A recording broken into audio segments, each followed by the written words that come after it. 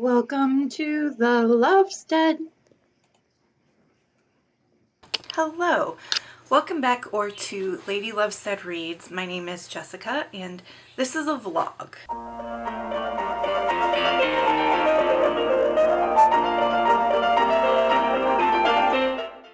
I admit I'm having some trouble staying on schedule with uploads, which doesn't matter. I'm not getting paid for this. This isn't my job. It's a hobby, right?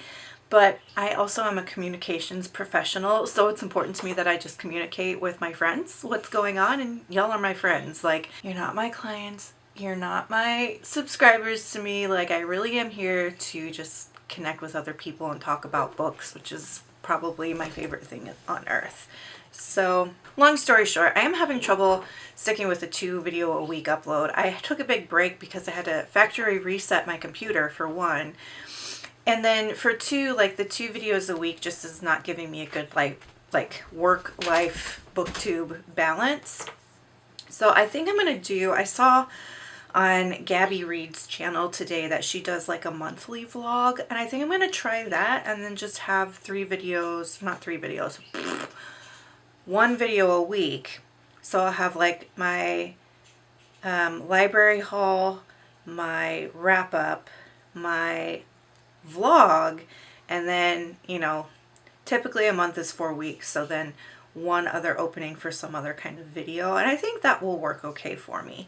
I think this is going to start my April monthly vlog, and I don't know yet like what my strategy is for doing these vlogs, so we're just kind of playing it by ear and going with the flow, which is cool. Fine by me. Today is Friday, April 5th, and I have had a really stressful work week. There's just a lot going on at work right now, and the entire industry is looking really rocky. And one of my biggest fears in life, like top 3 fears, is losing my job. And so I have survived many layoffs where other people got laid off and I didn't, because what I do is I do the job of 6 people. Therefore, I am not expendable. Therefore, they have to keep me, because to lose me, they would be losing so much. And we're kind of getting into that gray area in the industry right now where there might be layoffs coming and things like that. And I'm so anxious about it because, again, it's one of my like top 3 fears is losing my job. And so I've found I'm doing that thing again where, okay, let me do this and this and this and this and make myself not expendable, which is a strategy that has worked before. So I'm rolling with it, but I am just like not in the best headspace so far in April. And then like taxes this month are stressing me out because my dad's estate is still in probate. And so like there's some weirdness with that. And like, it's just been high anxiety month so far. And I just found myself kind of just like locked up like this, just not able to really function very well. Not that you really even needed to know that. But today I'm feeling a little bit better. Like I feel like I'm just in a better headspace. Like I took some time yesterday and exercised for a really long time. And if you've been around the Lovestead for a while, you know that when my anxiety is high, I tend to just exercise a lot. Like there was one time I had such bad anxiety, I like worked out for like 3 hours because I just had to get like that adrenaline out of my system. So I did some exercise yesterday, and like I think I feel a lot better today because of that. So anyway, that's just kind of an update, life update of where things are and what's going on. What else can I tell you about the Lovestead? I have my garden started. My seedlings have germinated, they're growing. I need to get them outside at some point, but it's just not warm enough yet. So I might have to end up doing some replanting this month. And one of the things that I want to work on and do this month is fixing my garden stands, because the stands where I put my buckets on for my bucket garden, the legs rotted out, and so I need to rebuild the legs. and that is one of my major goals for April, is to fix my garden stands. And then hopefully it'll get warm enough maybe by the end of the month, we'll see, for me to harden off the seedlings and get them outside. Baby foster bunnies. One of the foster bunnies has a home and it's going very well. So foster bunnies are leaving the nest, which is wonderful, but also kind of sad, because I do love these babies. I love them so much. Oh my gosh. But yeah, the one went to their new home and they're very happy and they love her to death, which is great. And today, Friday, I am seeing a friend who I haven't seen in a couple of years now. One of my best friends of all time. We lived in the dorms together when we were undergrads in college, and I was in her wedding, and like, just one of my best friends of all time. She lives out of state, so I don't get to see her very often, but she is coming to town today. And I'm really excited to get to see her and spend some time with her. So that's the plan for today. I'm currently on my lunch break at work. I'll wrap up work at like 4 and go see her, and hopefully it'll be a good day. So for a monthly vlog, I'm definitely not checking in every single day because that would be a ridiculously long vlog. So like I said, I'll just kind of see how things go, kind of go with the flow in terms of vlogging. Let's talk about what I'm reading, because I do want to make sure we're still talking about books here. And it's a new month and I just finished a book yesterday, so kind of starting fresh, like with a fresh palette for books to read, because the only book that I have held over is my big book, and I'm only like 30 pages into my big book. Otherwise, I'm starting fresh on the other 2 that I normally read. So the big book that I'm reading is A Clash of Kings by George R.R. Martin. This is book 2 in the Song of Ice and Fire series, which is Game of Thrones. Let me read you the back.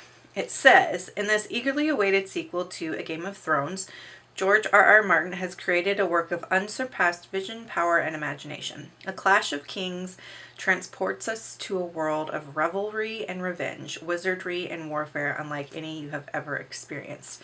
A comet the color of blood and flame cuts across the sky. Which, like, how apt is that? Because we're getting an eclipse this month, right? And from the ancient citadel of Dragonstone to the forbidding shores of Winterfell, chaos reigns. 6 factions struggle for control of a divided land and the Iron Throne of the 7 Kingdoms, preparing to stake their claims through tempest, turmoil, and war. It is a tale in which brother plots against brother and the dead rise to walk in the night. Here, a princess masquerades as an orphan boy, a knight of the mind prepares a poison for a treacherous sorceress, and wild men descend from the mountains of the moon to ravage the countryside.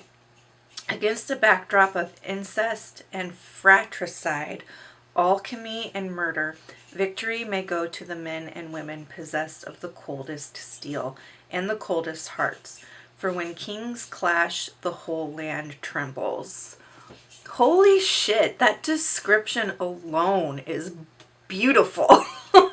And I've read up to page, 38, and I'm obsessed with this. That opening scene was just chef's kiss. So good. There's a new character introduced, the Red Lady. Oh, I'm so intrigued and I'm so into it. I am into it. I loved the first book, and the opening of this one is just got me on the edge of my seat, and I just want to devour it. Like, this is all I want to read, all I want to do right now. Alas, I can't just sit and read all day, but this I think is going to be really, really fun. The audiobook that I'm picking up this weekend is The Hawthorne Legacy by Jennifer Lynn Barnes. This is book 2 in the Inheritance Game series. So the Goodreads description says, the Inheritance Games ended with a bombshell, and now heiress Avery Grams has to pick up the pieces and find the man who might hold the answers to all of her questions, including why Tobias Hawthorne left his entire fortune to Avery, a virtual stranger, rather than to his own daughters or grandsons. Thanks to a DNA test, Avery knows that she's not a Hawthorne by blood. but clues pile up, hinting at a deeper connection to the family than she had ever imagined. As the mystery grows and the plot thickens, Grayson and Jameson, the enigmatic and magnetic Hawthorne grandsons, continue to pull Avery in different directions, and there are threats lurking around every corner as adversaries emerge who will stop at nothing to see Avery out of the picture by any means necessary. I enjoyed the first book. It feels like a very standard YA thriller, but I liked it. I mean, I'm not knocking it. It's really enjoyable. It's a good time pass. It has a similar feel to a Karen and McManus who wrote One of Us Is Next. I really like that series. I think that's my favorite YA thriller series. Is the One of Us Is Next, and it has a similar kind of tone and style to that. So that's what I'm reading on audiobook. And then my book that's under 500 pages is a dark romance. It's called In Silence She Screams by Amo Jones. This is book 3 in the Midnight Mayhem series, which is basically a dark mafia-run circus story. The Goodreads descriptions says, "Love will never die if it exists on the lips of death. I often thought about this while I was locked inside my dollhouse in Patience. Groomed every second of every day, they made sure to cover all of the darkness lurking in my soul with the false skies of perfection. The soul is fickle, naked to the public eye and only visible to the owner. A soul bleeds every time it's put through pain. But when that's hidden, it spreads. The trick is to protect it from reaching your brain. It was too late for me until I met them. One was an elite king, one was a brother of Kisnich. Both were liars." Sounds pretty intense. I know the character that this one is about, and she's been through it. So I'm really looking forward to reading this book because when I met this character in book 2, I was really intrigued by her. So that is the regular size book I'm reading. I'm reading that through KU.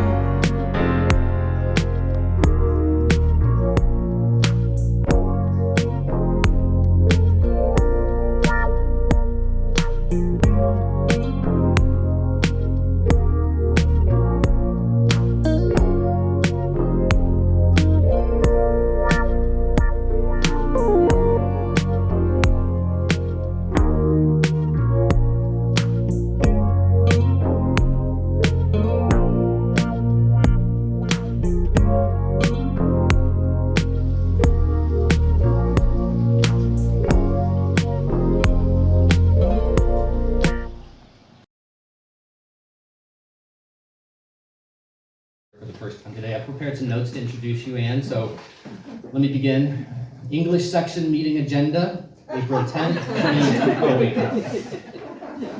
Here in Bartlett, a place that feels like home to me, that I have such a deep connection to, and even more than that, really to return to the place I... Hello, it is Thursday, April 11th. I wanted to do a quick check-in here.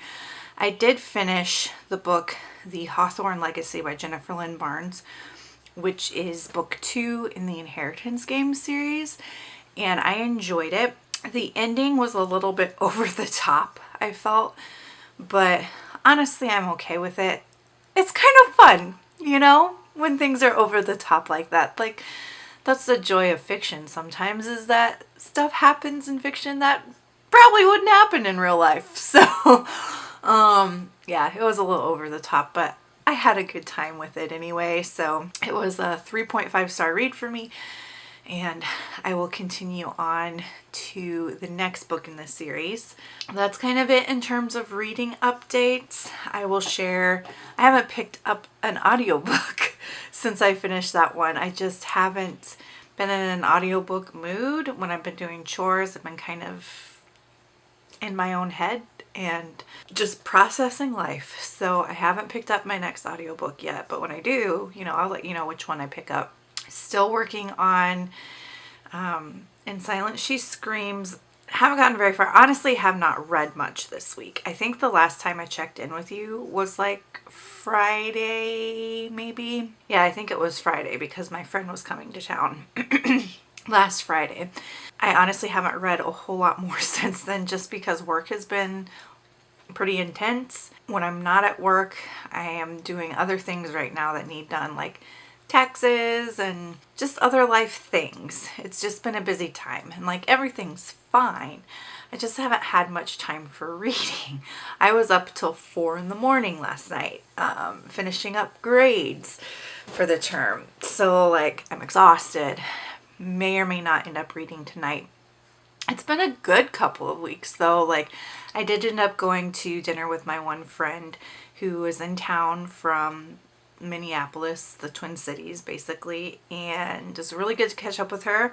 She's someone that I lived in the dorms with back when I was an undergrad, like way back in like 2004. So we've stayed friends since then, and so it was really nice to see her. I didn't get any footage or anything like that, and I'm not going to share a photo just to protect her privacy, but that was fun. And then this week another friend of mine was in town, and she did a poetry reading that I went to last night for her new book that came out called Late Epistle. She's a poet, and she was actually one of the professors that served on my master's thesis committee, and we've stayed friends since I graduated from that program back in like 2009. So she was in town on her book tour, went to her reading, which was really good. It was really fun to hear kind of the backstory of how she ended up writing this book. And like, since I've known her for so long, a lot of it was like, yep, I remember that. I remember that. So that was pretty cool. And she was just basically really inspiring to hear how she had started out as a poet in her early 20s and then kind of moved away from it in order to just survive life, right? And then now after her parents passed, she like went back to poetry and like rediscovered her love for it, and she's like all in now. And it was a really inspiring story, and she tells it much better than I can. But if you are in an area where she'll be for her book tour, I recommend going and seeing her speak. Even if you're not that into poetry, just hearing her story about how she became a poet is really inspiring. So check it out if you can. I'll leave her information in the description box down below. I bought her book. She signed it. It was fun. And now I do have a couple of days off work, so hopefully I can get some reading done. Let's see, my goal basically for this little couple days off work, I really want to make some progress on my house projects. It's coming along. It is. It's just one of those things. And what else do I want to do on break? Oh, I want to weed and mulch my cottage garden because it's spring and things are starting to bloom. So I want to enjoy that, weed and mulch my cottage garden and replant some of my seedlings, repot some of my seedlings for my bucket garden. I want to spend lots of time with my critters. I want to read. I want to eat good food. That's about it. That's all I want to do. House, garden, food, critters, reading. It's a plan.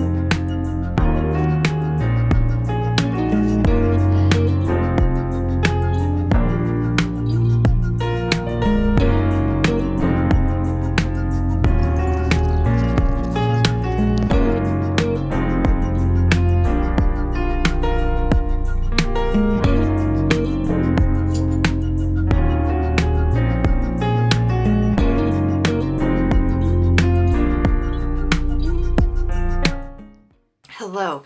It is Tuesday, April 16th. It's the last day of my little extended weekend. Go back to work tomorrow. But wanted to do a check-in with you. I have done exactly what I wanted to do during this extended weekend. I have been cleaning the house. I almost have the kitchen totally reset, which is exciting. Progress, progress, progress. The bathrooms, both bathrooms and the kitchen are now done. And I've been working on everywhere else. Slowly, slowly, slowly. Getting there. What else can I update you? Oh, there is this plant. Okay, so every time I lose a loved one, I buy a plant as like their memorial. I've shown you the orchid that I got for Dinah when my dog Dinah passed. So I finally got the plant that I want to have as the memorial for my cat Pie after my cat passed in October. And it is a night blooming orchid. And when it came, it was like just this like leaf. And I was really concerned that it really wasn't going to make it. Like it was just going to on me.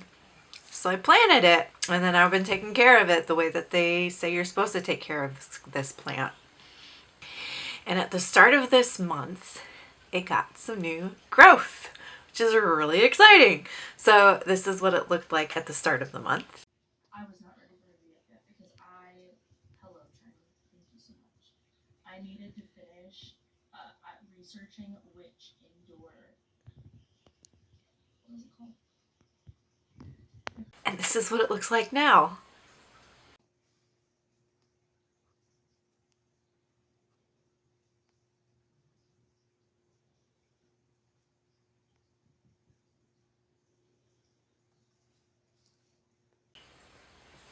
I'm excited and happy about that. So the night blooming orchid is this like gorgeous white flower that will bloom only at night. There's like a couple different plants like that will only bloom at night. Like there's the moonflower, there's night blooming jasmine, which is something that I would love. That's like a bucket list plant of mine. And then this night blooming orchid. It's actually called Queen of the Night, which is like perfect for Miss Pie. She was a night owl.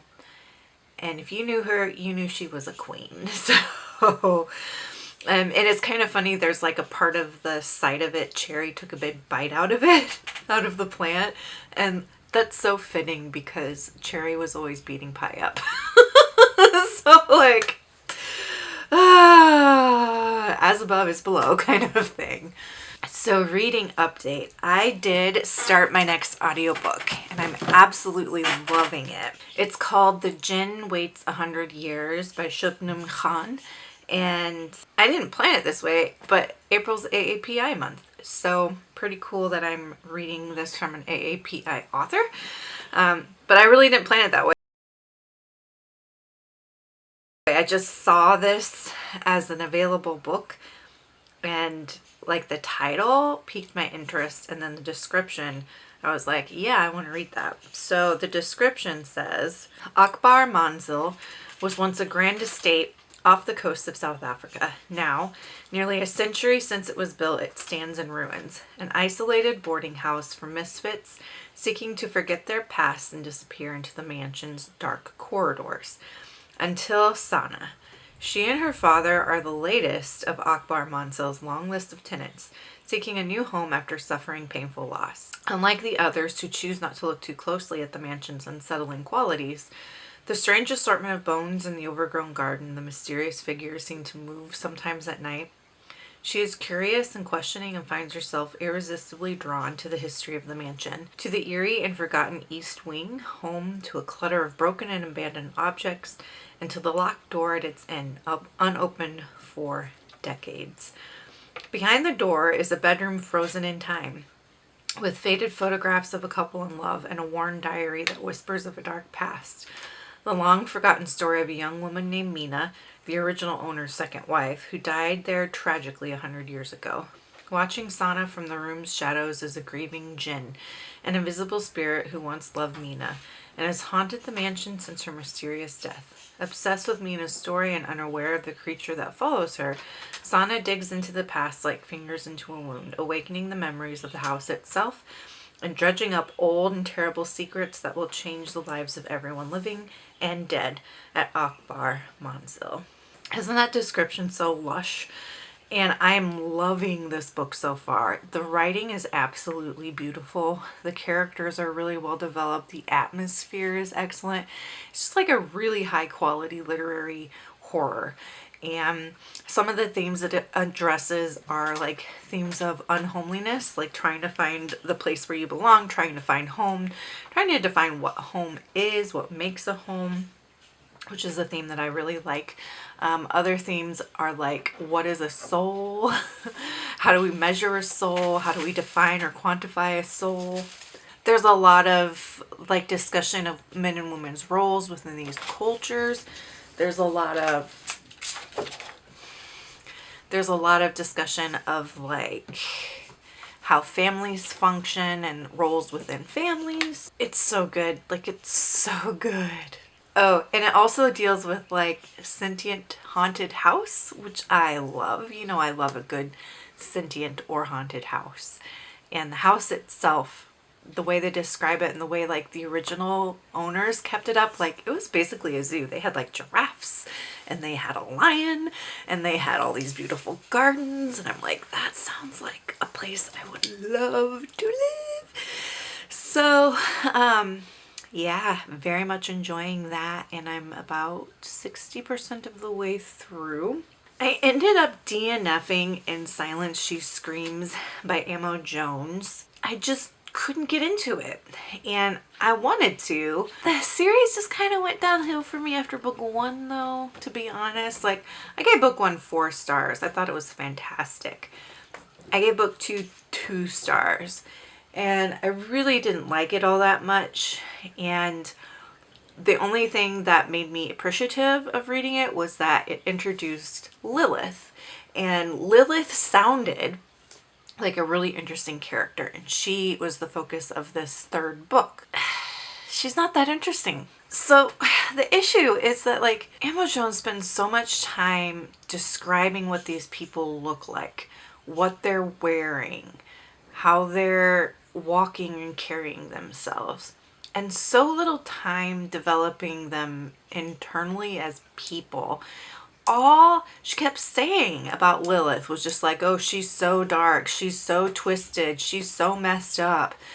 And all the other characters in the book kept saying, oh, she's so dark, she's so twisted, she's so messed up. But then we're actually in her point of view, she's not. Like, she's really not that dark or twisted. The choices she makes are not that dark or twisted. Who she was and how she was described, it didn't match at all. And I didn't find her actually all that interesting, which was really disappointing because she was built up to be like this Harley Quinn character. And she just wasn't that, at least in the 30% that I read. And I've never read a book that was so slow moving. It was weird. Like, the pacing was so weird. Like, it felt super slow, but also inappropriately fast in some ways too. The first 30% spans only 3 days at Midnight Mayhem. 3 days at Midnight Mayhem. And in that 3 days, there's like an insta-love thing happening between Lilith and Eli. That's kind of weird. And Eli too, like, he's this new character that's introduced.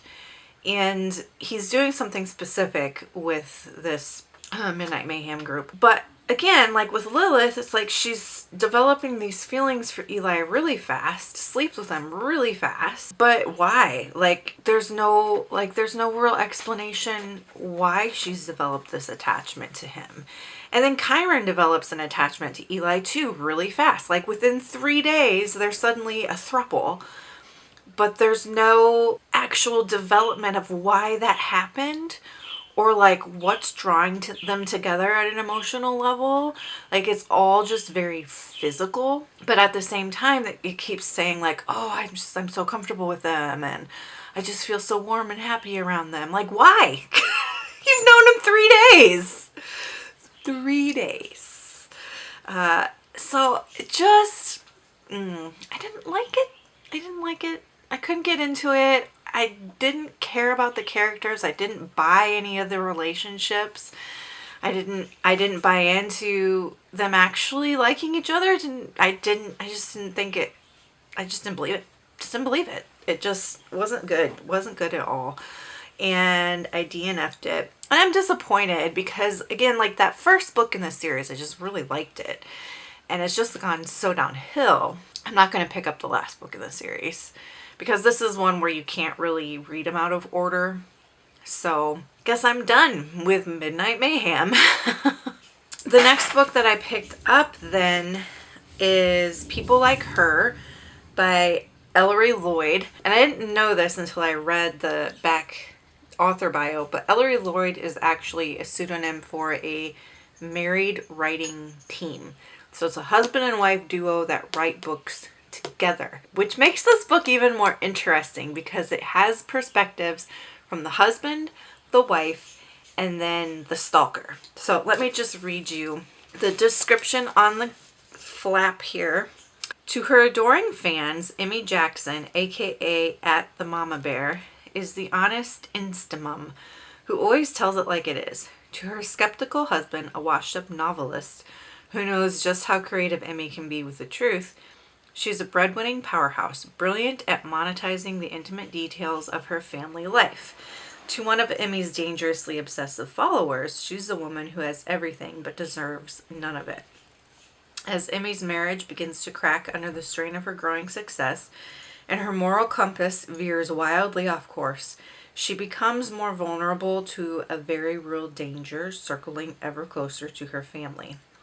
In this deeply addictive tale of psychological suspense, Ellery Lloyd delves deep into the dark side of influencer culture, technology, and the way we live today. A perceptive and chilling look at the perils of parenting online, People Like Her explores our desperate need to be seen and the lengths we'll go to be liked by strangers. It asks what and whom we sacrifice when we make our private lives public, and ultimately lose control of whom we let in. You're hearing thunder. That is the description. So it is about an influencer who is a mommy influencer. So she posts about her kids all the time. I really like this so far, the writing. Some of the things it says about being an influencer just chill me. And it really gets into how a lot of times people who become really big influencers like this, what they're putting online is so highly fabricated and manufactured, especially when they're like, I'm authentic. I'm always going to tell you the truth. I'm always going to be honest with you. It seems like a lot of times those are the folks that are like manufacturing a persona for consumption online, which fine, not necessarily anything wrong with that. That's a business, and if people are consuming it and getting something positive out of it, more power to everyone.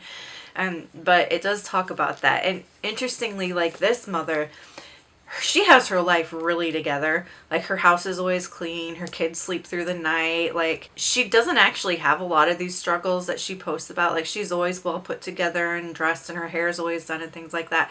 So she talks about how when she has to go take an Instagram photo, she's got to mess things up, because if you're too perfect, then you're not relatable anymore and you're not authentic or whatever. But her authentic self is actually someone who's like super put together and aesthetic. So I thought that was kind of interesting. Let me see if I can read you some quotes. This gets into also the relationship between Emmy and her husband, and a lot of the issues that are happening in today's relationships between men and women, heterosexual relationships and nuclear families, where like the men make the women do all of the emotional labor and cognitive work. And so on page 70, it says, as usual, by the time I get around to thinking about something, it has already been, this is from the husband's perspective. So Dan, So Dan says, as usual, by the time I get around to thinking about something, it has already been on Emmy's mind for weeks. The only reason I even brought up the topic was because Mom reminded me it was Coco's birthday soon and asked what we were going to do for it. I said I wasn't sure yet, but I was pretty certain Emmy had something planned, and Mom laughed, although I am unclear what part of this she thought I was joking about. The truth is, much as I might sometimes bristle at always having to ask my wife what we're doing on a given weekend, or whether I'm free on a particular night, like most modern husbands, I do defer to her when it comes to remembering things, organizing our social lives, and making most of our plans. I hate that shit. That's why I'm single right now. But yeah, so this does touch on that. Okay, this is kind of what I was talking about before about like manufacturing imperfection. So on page 33, this is Emmy's perspective. She says, I still find it astonishing how upset some people get about social media and the picture-perfect unattainability they think it promotes. How smugly people point out, as if they've cracked the Rosetta Stone, that influencers' lives probably aren't all that great beneath the filter. Novels are written about it, endless broadsheet opinions, bad movies dedicated to perfect online lives that are actually crumbling behind the scenes, appearances kept up only for the lucrative ads. It doesn't seem to have occurred to anyone that it might happen the other way around.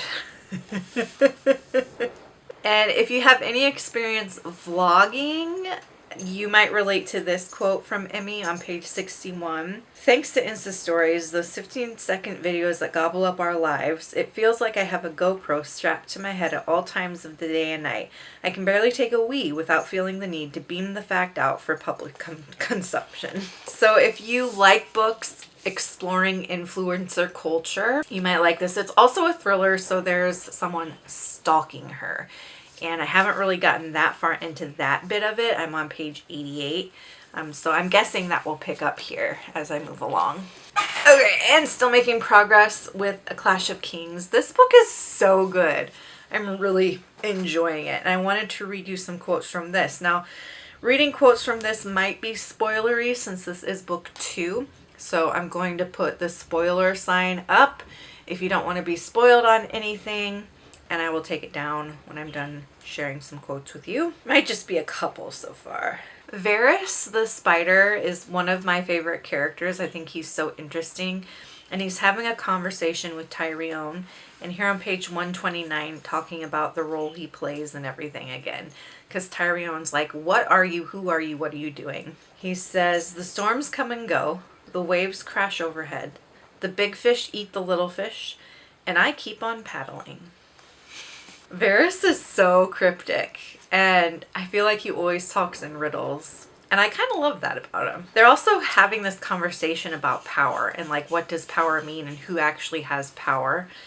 And again, this is Tyrion and Varys. So page 132, it says, well, it starts earlier than that, 131. Power is a curious thing, my lord. Perchance you've considered the riddle I posed to you that day in the inn.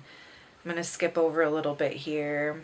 The king, the priest, the rich man, who lives and who dies? Who will the swordsman obey? It's a riddle without an answer, or rather too many answers. All depends on the man with the sword. And yet he is no one, Varys said. He has neither crown nor gold nor favor of the gods, only a piece of pointed steel. That piece of steel is the power of life and death. Just so. Yet if it is the swordsman who rules us in truth, why do we pretend our kings hold the power? Why should a strong man with a sword ever obey a child king like Joffrey, or a wine-sodden oaf like his father? Because these child kings and drunken oafs can call other strong men with other swords. Then these other swordsmen have the true power. Or do they? Whence came their swords? Why do they obey? Varys smiled. Some say knowledge is power. Some tell us that all power comes from the gods. Others say it derives from law. Yet that day on the steps of Baelor's Set, our godly High Septon and the lawful Queen Regent and your ever so knowledgeable servant were as powerless as any cobbler or cooper in the crowd. Who truly killed Eddard Stark, do you think? Joffrey? Who gave the command? Sir Ilan Payne, who swung the sword? Or another? Tyrion cocked his head sideways. Did you mean to answer your damn riddle, or are you only making my head ache worse? Varys smiled. Here then, power resides where men believe it resides, no more and no less. This book is so freaking good. I love the way that he addresses ideas like that, those big ideas, like where does power come from? So I am on page 136. I think Goodreads says I'm like 10% of the way through, so still a lot more to go, and it's just so good. I just am loving every chapter of my reading experience with this book. That's the reading update, and as I said, it is Tuesday. I go back to work tomorrow. We're supposed to be getting bad storms all day, and I wanted to actually edit for a while, but I'm afraid of my computers and stuff getting struck by lightning, so I shut everything down and unplugged everything. So I guess I found other things to do today. Hello. It is super late at night, Friday, April 19th. It actually is 12:30 a.m., so technically Saturday, the 20th. So happy Tortured Poets Department Day to all the Swifties. I have listened to like the first 3 on her album, and So Long London I thought was good, but again, I've only listened to like, maybe that was the 4th track. I don't know. So I'm going to listen to hopefully all of it tomorrow. But tonight, I think I'm going to start some sourdough starter. I've never done this before. I just watched a video on how to do it. So I think I'm going to give it a try and then go to bed because I'm starting to crash really hard. Not going to lie, I'm not super hopeful, but there it is, the start.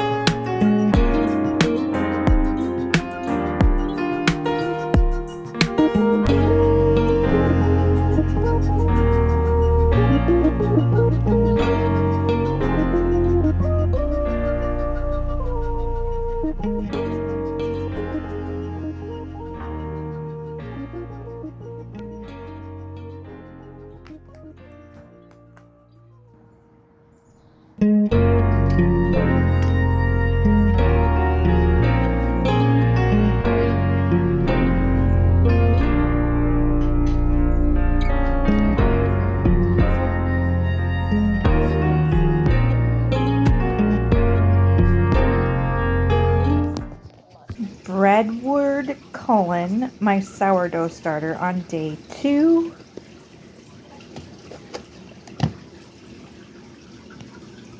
Not a whole lot happening, but something happening. Hi, it is Sunday.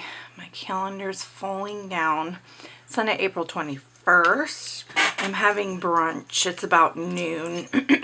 I slept in today and have just been really lazy puttering around and just now getting some food and coffee in my system. So I thought I would chat with you while I ate. So, okay, updates. I listened to the new Taylor Swift album and it's not my favorite. They're out of the 31 tracks. I ended up liking 4. I liked So Long London, Florida, I Can Fix Him, and I forget what the last one was. Maybe I Can Do It With a Broken Heart. I can't remember, but there were 4 total that I was like, yeah, I like that. And I think my issue is that it all sounds the same. Like it's her same sound. It's her same like musicality. And I'm really craving a new sound from her. I think one of the reasons that I like Reputation so much is because it is pretty different from her normal pop country sound. I also wonder if it was kind of a rush job to just get some music out there to capitalize on the popularity of the Eras Tour. Because I think Taylor's greatest talent is as a businesswoman. And I mean, her lyrics are wonderful. She is an excellent lyricist, but I think her true genius is in her business acumen. And then another thought that I had as I was listening to it is that I'm just getting a little bit fatigued with Taylor positioning herself as a victim. And like all the songs are about heartbreak and about people who did her wrong, and like it's just getting old. It's been almost 20 years of that. Can we mature? Can we emotionally evolve? Can we move past that victimhood status a little bit maybe? And again, I think that's another reason why I like Reputation, because in Reputation she starts to kind of reclaim some of her agency and her power, and there's less of that like victimology going on. I don't know. Those are just my thoughts. What did you all think? Did you like it? What are your favorite tracks? I'm trying to update you with my non-bookish news first and then get into my book updates. I started watching the final season of The Crown. I know I'm behind. I get really behind on TV because I just don't prioritize a lot of time for watching TV. So I only have like specific shows that I really like and try to keep up with, and The Crown is one of them. And I am a couple episodes into the final season. I think they did Diana really, really well. She was well cast. The actress did a great job portraying her. Dodi Al-Fayed is also really well cast. But as television is wont to do, they took a lot of liberties with the story of their relationship. A lot of not the most accurate stuff going on there. But it's a TV show. It's, it's meant for entertainment, not for historical accuracy. And I like that. I think they did Diana really well. Something that I've noticed about adaptations of the Windsor family story is nobody can ever cast Prince Harry, right? And The Crown is probably the worst cast Prince Harry I've seen in my life. It's like they were like, white, male, red hair, you're hired. Looked absolutely nothing like him. Didn't have any of the mannerisms correct. Didn't have any of the speech patterns correct. Like, it was an awful, awful Prince Harry. And I don't know what it is about him, but no adaptations can get him right. I do think that The Crown prioritized Diana in the final season because so many people would have been really, really upset if they didn't get her correct. You know what I mean? People have a lot of big feelings about Princess Diana, and it would not have gone over well if they screwed up her. So I think the budget and all of that went into getting Diana right. And Harry the Spare, I guess, just wasn't a priority. I don't know. I thought that, I've also seen the episode where Kate Middleton meets Prince William, and I thought that was okay. There is actually a Lifetime movie, though, that did it better. So the Lifetime movie is called William and Kate, and I think they do William and Kate's story better on Lifetime than they did in The Crown. So this final season, like, it's good, but I'm noticing a lot of things just because I am more knowledgeable about more recent royal history. I'm just noticing a lot of things that for me aren't quite up to par. Okay, I think that's all of my media updates. My tulips are up, my phlox is blooming. It's starting to look really pretty just with the perennials that are coming up. I think all of my roses are back, but we'll have to double check to be sure. If you just joined me this year, I planted 4 really nice heirloom roses in my garden, and I have a condo, but I do have a little cottage garden patch. It's just like a small little patch where I can do some gardening. So it's like my flower and pollinator garden. And I really wanted to get into doing roses. So I bought 4 different roses, got them planted back there. They're all zoned to be hardy in my area. So I think that they've come back and they're going to be okay, but we'll take a look. One of them is actually called the Queen Elizabeth Rose. Shall we go over some reading updates finally? I finished my audiobook, The Djinn Waits 100 Years by Shubnum Khan, and loved it. I gave it 5 stars. It's such a beautiful book. I would classify it as like literary horror.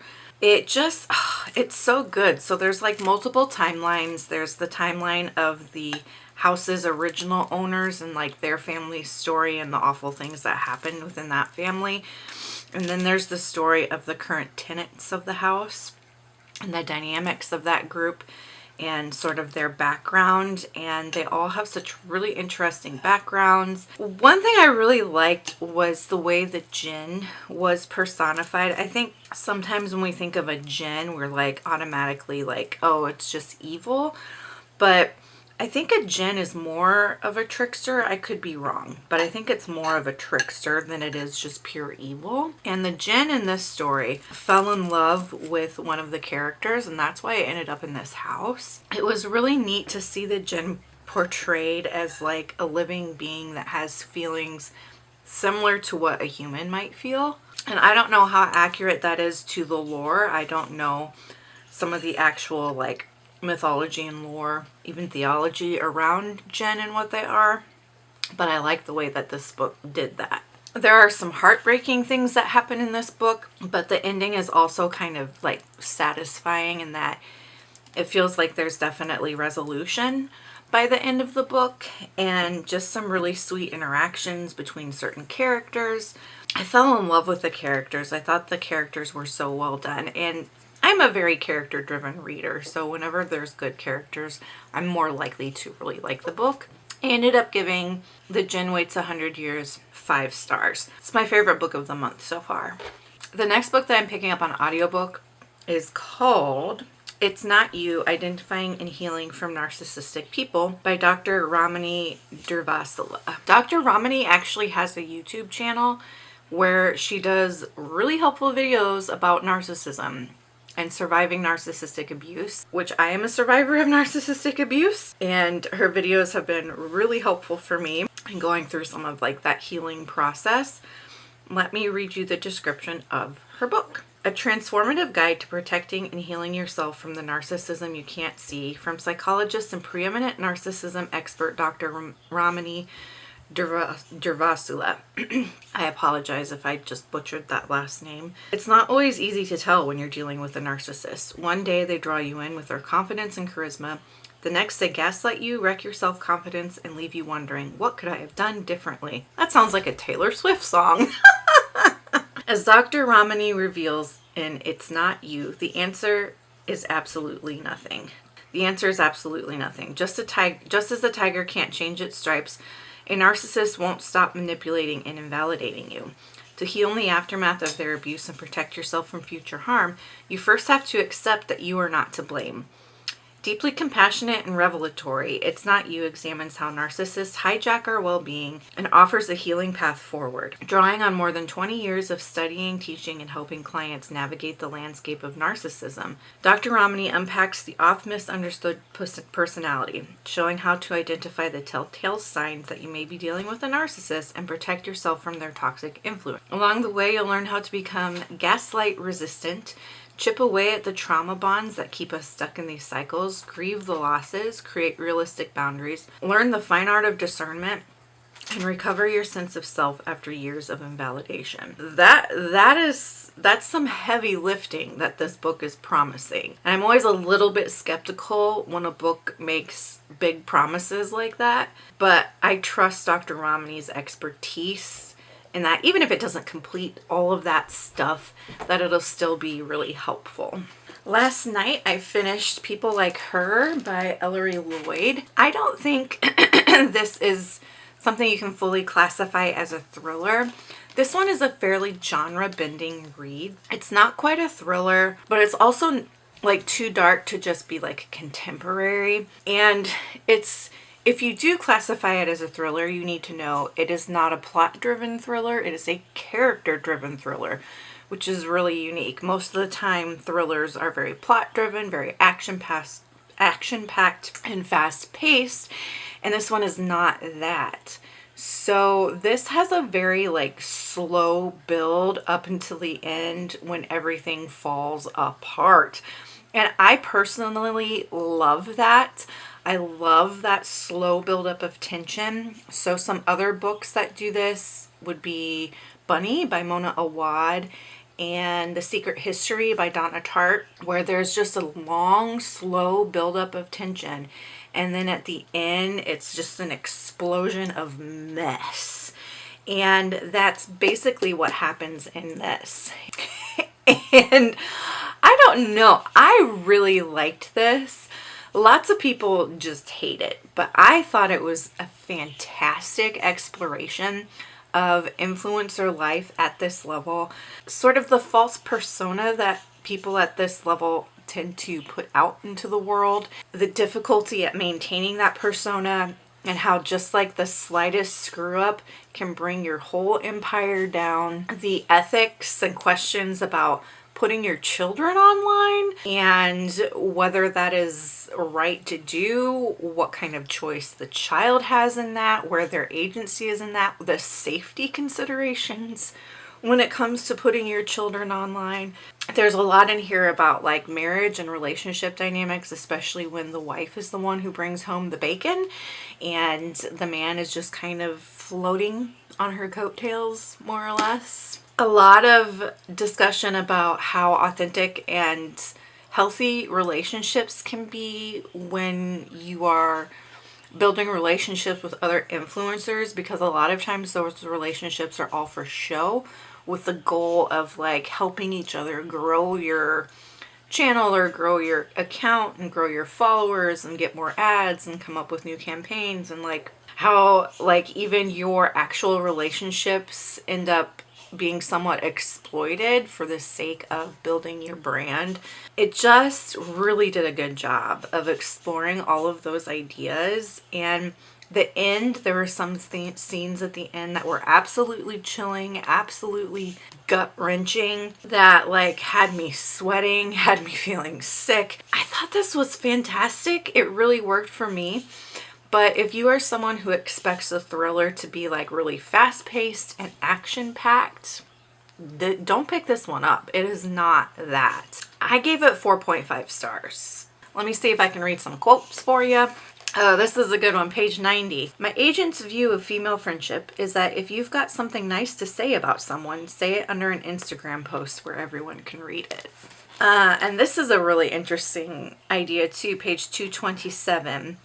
It's long been my suspicion that you can only really understand the relationship between someone like Emmy, her fans, and her haters if you have some grasp of the Kierkegaardian concept of resentment, as popularized and expanded by Nietzsche, meaning the projection of all one's own feelings of inferiority onto an external object, another person, someone you both hate and envy, and also sometimes secretly wish to be, or at least tell yourself you could be, could have been.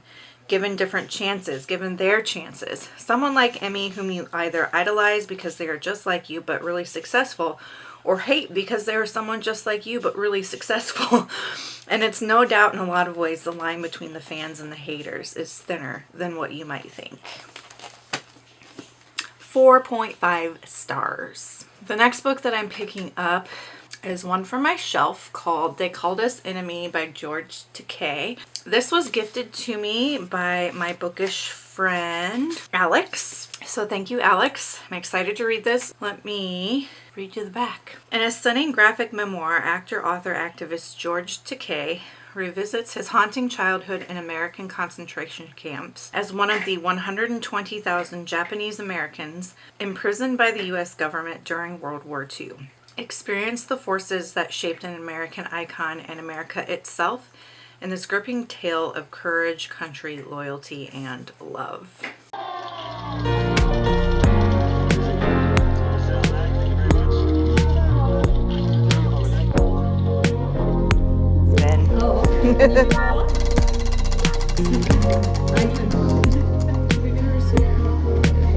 Pin back button. They are cute. They're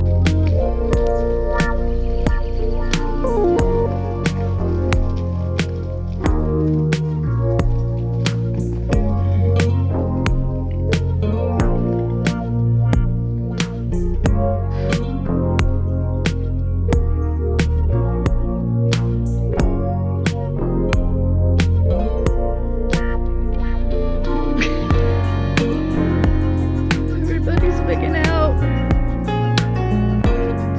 Y'all okay? You're good, Moxie. Goodness gracious.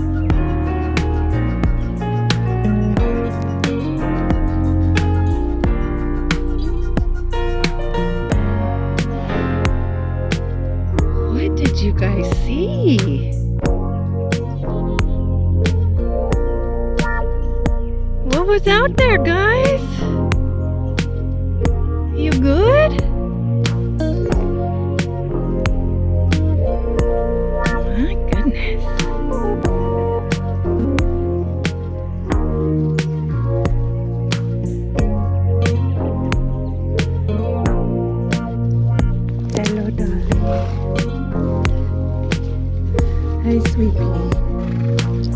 Hello.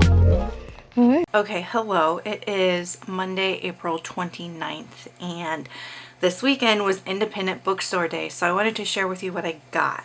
First, the non-bookish thing, I got 2 candles. One is called Book Lovers, and it's like my favorite scent. So my sort of proprietary blend of scents is lavender, bergamot, amber, and frankincense.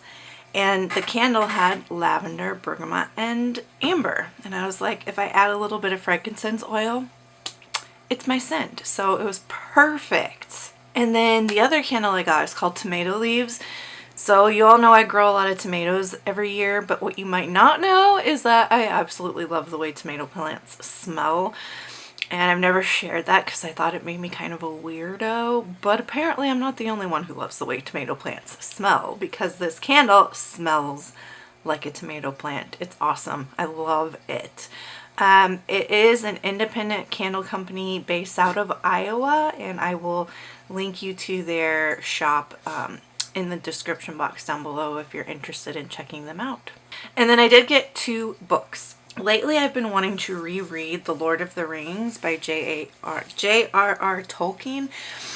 I read this series back in high school and I didn't like it, but that was like high school. And it would have been my first foray into adult high fantasy, and I was a teenager. So a lot of what I was reading went over my head, and I think that as an adult now with more experience in adult high fantasy, I will like it a lot more. And the bookstore had this really gorgeous special edition bind up of all 3 books. So I got that. And then I have been following Mercury Stardust on all of their social media for quite a while now. Mercury Stardust's account are called the Trans Handyman, and they give homeowner advice and like home improvement advice, and it's very renter friendly advice too. And I really love it because Mercury tends to couch the advice in like compassion and inclusion and frugality. I like the way Mercury addresses sort of the emotional component to home improvement projects. They really do an excellent job of like hitting on some of the insecurities that I have and that apparently many people have when it comes to owning a home and taking care of it and trying to tackle some of these things on our own instead of hiring people. So I got their book. It's called Safe and Sound, A Renter-Friendly Guide to Home Repair. And it goes, oh, it's so beautiful. Like, I love the mermaid colors and the sparkles.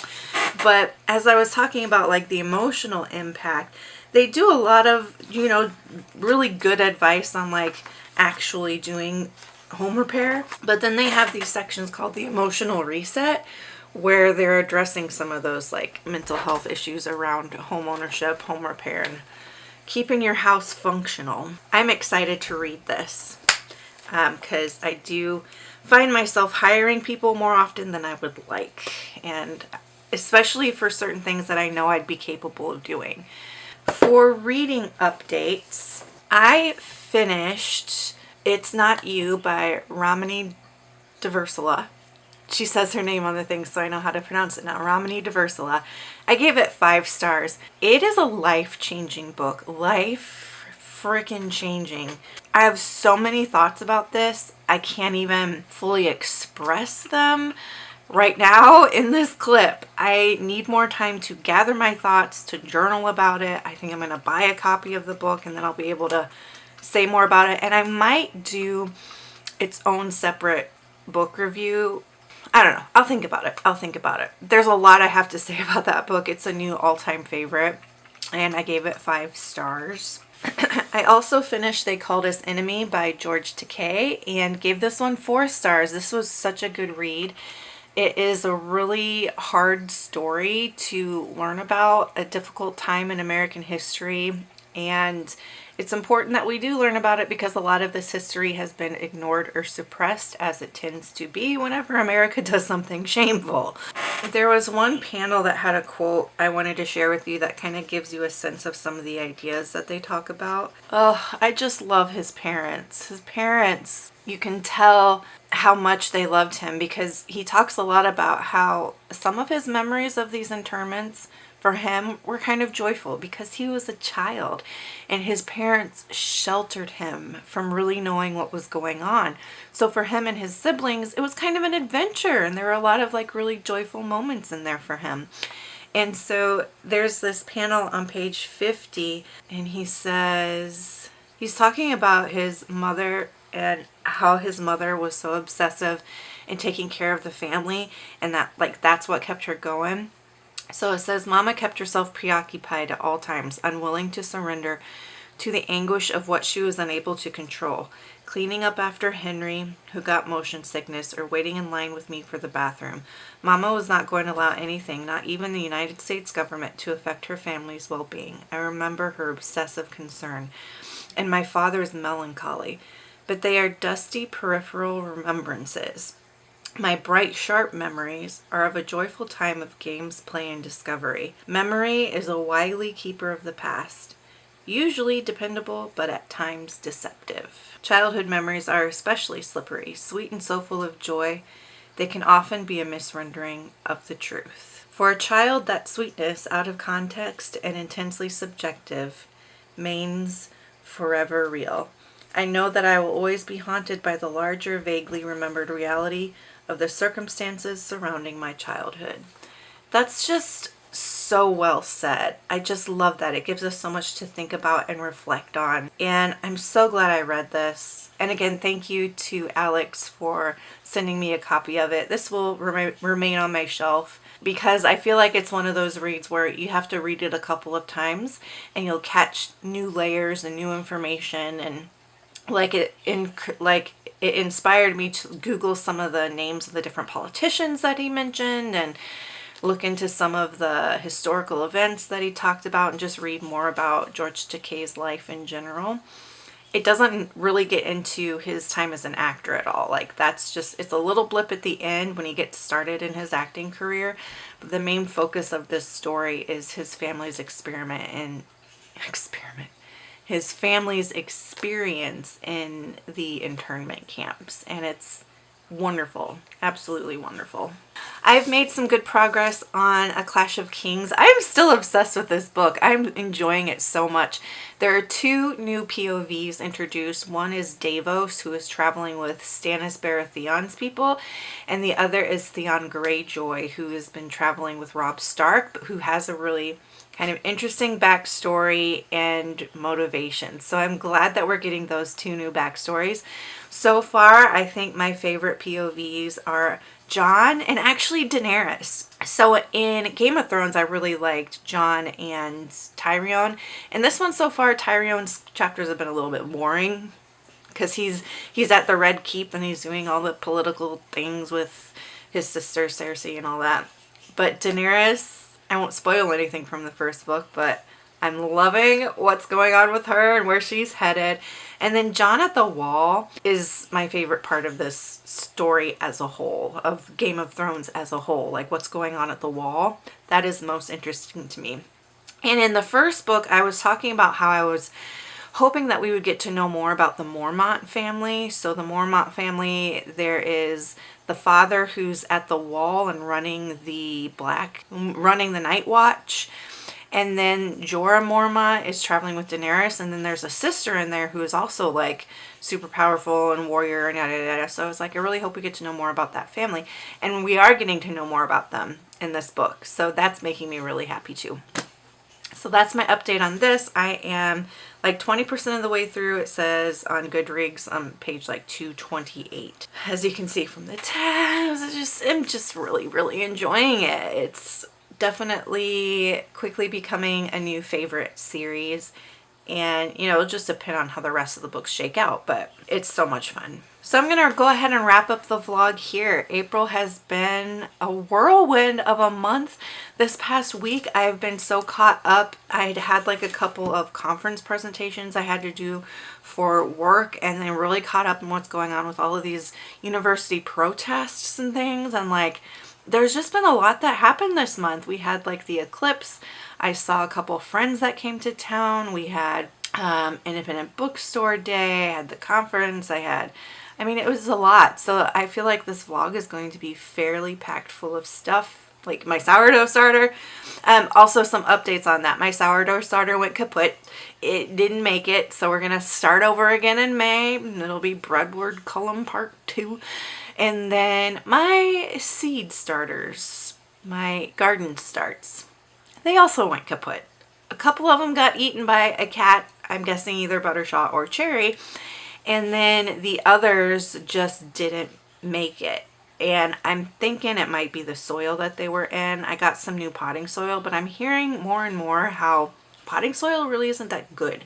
And like, if we can, we need to access compost, like city compost. Anyway, that's for another video, but disappointing as all heck. I'm going to have to buy plants again this year, but every year I learn a little bit more about the process, and that's what matters. So I do still have time to try and start a couple again. So I might try and start green beans because the green beans are really fast growing, and a couple of those chocolate sprinkled tomatoes. I might try again with those because I really like those tomatoes. So I think that's what we're looking at for May.